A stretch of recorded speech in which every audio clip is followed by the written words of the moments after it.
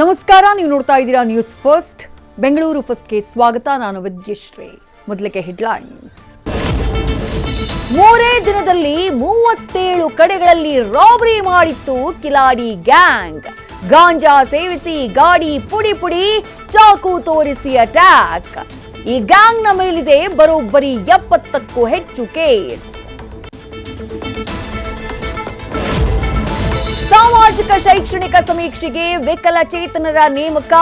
ವೀಲ್ಚೇರ್ನಲ್ಲಿದ್ರೂ ಸಮೀಕ್ಷೆ ಮಾಡಬೇಕು, ಹೋಗದೇ ಇದ್ರೆ ಅಮಾನತು ಅಸ್ತ್ರ. ಅಧಿಕಾರಿಗಳೇ, ಮಹಡಿ ಹತ್ತೋಕು ಆಗದಿರೋ ಇವರಿಗೆ ಸಮೀಕ್ಷೆ ಮಾಡೋಕ್ಕಾಗತ್ತಾ?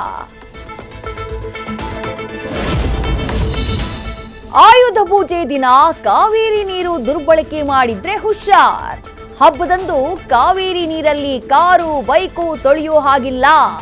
ಅನಗತ್ಯವಾಗಿ ಕುಡಿಯುವ ನೀರು ಪೋಲು ಮಾಡಿದ್ರೆ ದಂಡ ಬೀಳುತ್ತೆ, ಎಚ್ಚರ.